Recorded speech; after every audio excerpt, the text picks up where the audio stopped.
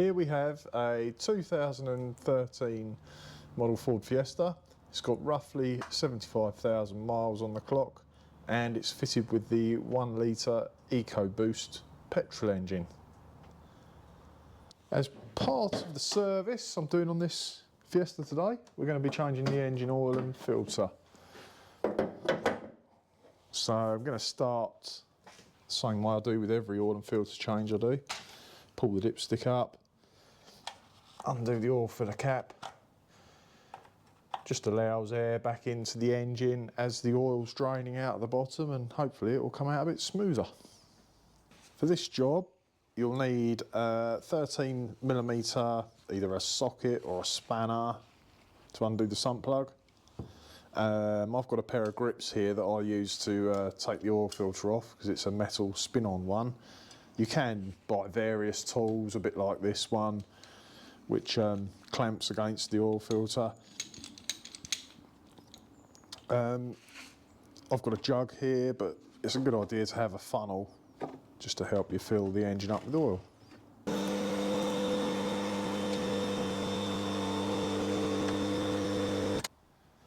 Right, underneath the car, luckily it hasn't got an under tray belly pan to take off with this one. You can see the oil filter up here. It's just a spin-on metal one. A little bit tricky to record, but we'll give it a shot. I've got my big pair of slide grips here, which are usually good for doing jobs like this. Plenty of different tools you could use to remove a spin-on oil filter.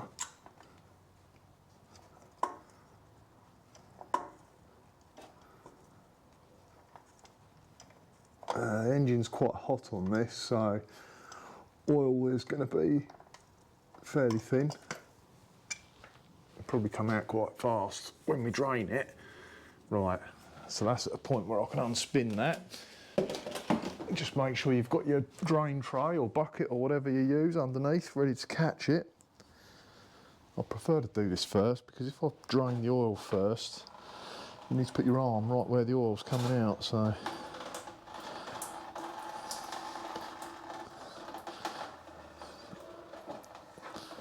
although doing it this way round, when I drain the oil, I expect it will be dripping all over my hand.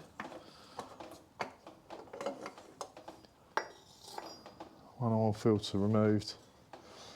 One thing to bear in mind when you take these off, make sure the seal stays in the filter, because as you can see they do just pull out. Sometimes they get stuck to the engine, which doesn't help when you're screwing the new filter on. So we'll let that drip for a while and we'll take the sump plug out and drain the engine oil. So the sump plug on this engine is a 13mm head size. I tend just to use a single hex socket where I can. It just reduces the chance of slipping and rounding things off.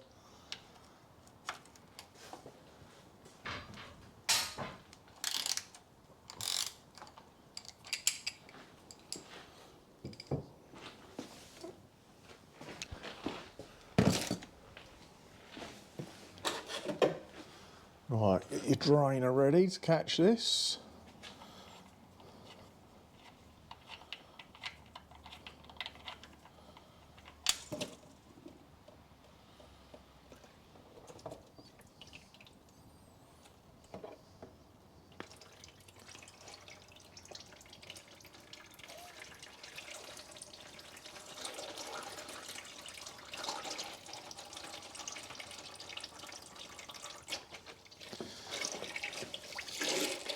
Right, we'll just leave that there for it to do its thing for a little while.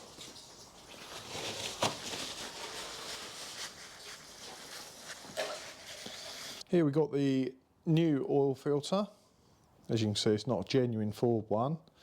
As long as you take your registration number with you to whoever you use for your parts, your outlet or factors, dealers, whatever, they should be able to recommend something suitable for your particular car. Obviously prices vary on brand names. This one you should be able to get for under £10, sort of £6–7.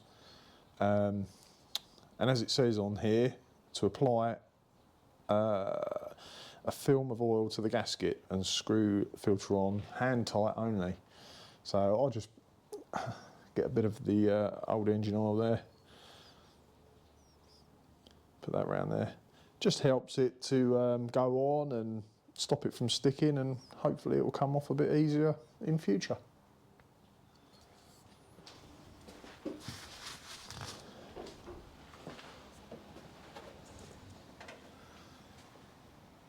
A little bit tricky to film, but hopefully you can see.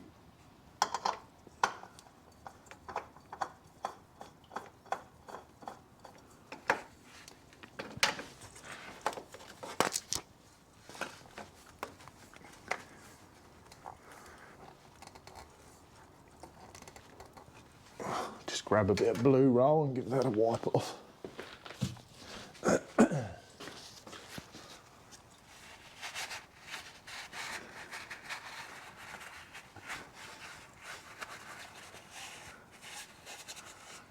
That's it. Next we'll get the sump plug back in.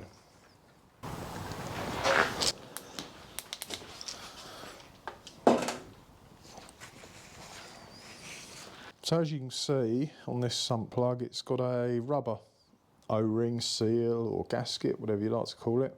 They're usually good to reuse several times. Just make sure it hasn't been split or crushed. I mean, that looks fine. If it has, you can always pick up a new sump plug from your outlet where you get your filter and your oil from.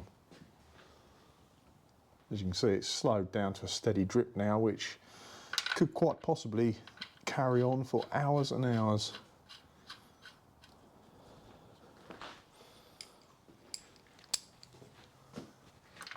It's been draining for some time now.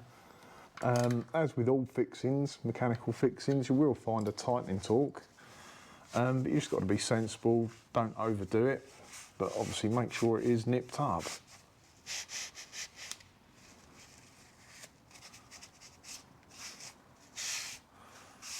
Okay, next we'll drop the ramp down and get some oil in.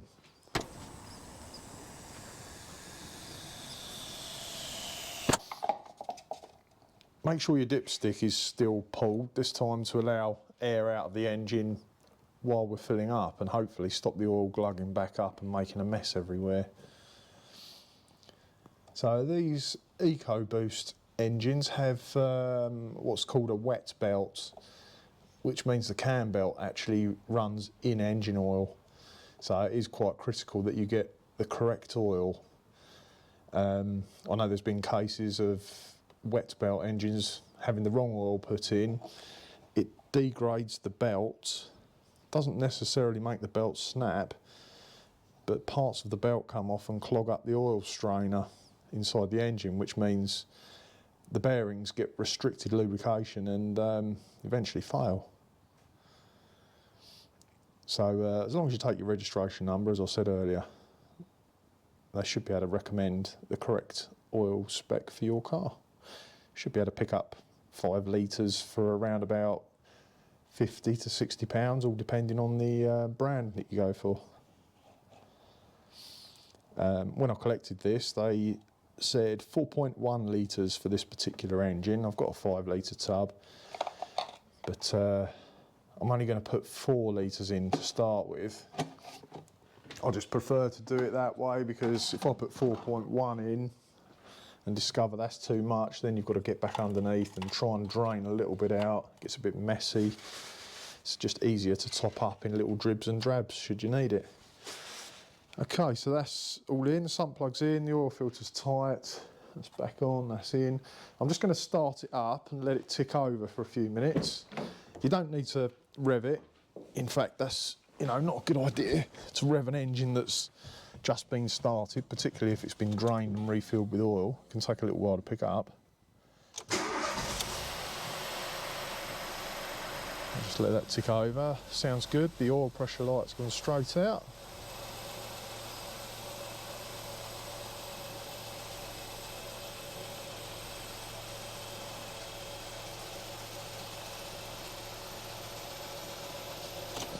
And that's all you need to do. So we'll let that stand now for 4 or 5 minutes to settle. and then we'll dip the oil and see what level we're at. Okay, so this has sat now for a fair while actually. Let's see where we're at. You can see quite clearly there the little notch for the minimum and another one for the maximum. Hopefully we're close to the maximum one, but not over it.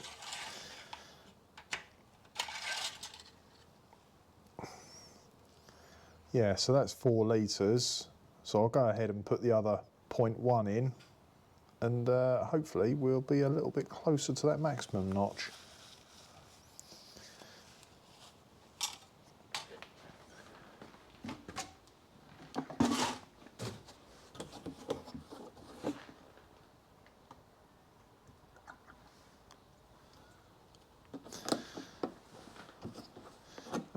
Obviously, having not enough oil in an engine is going to cause damage, but also if you have too much in there, that can cause damage as well, different kind of damage, but it's best just to get as close to the maximum as you can without going over.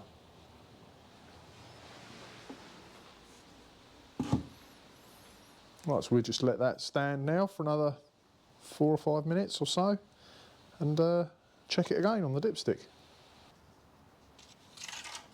So it's sat again for another 4 or 5 minutes. Could still do with a little dribble more. So I'll put a tiny bit more in. Just have to keep on repeating this process really. Little dribs and drabs.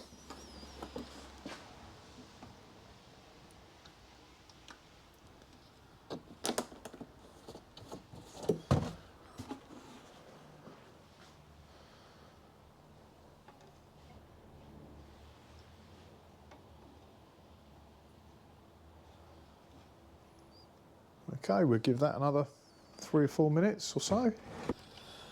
Okay, so we've topped up a couple of times now, just little drops.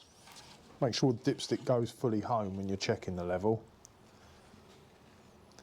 And as you can see there, we are bang on. So that was, I would have said that was closer to 4.2 litres.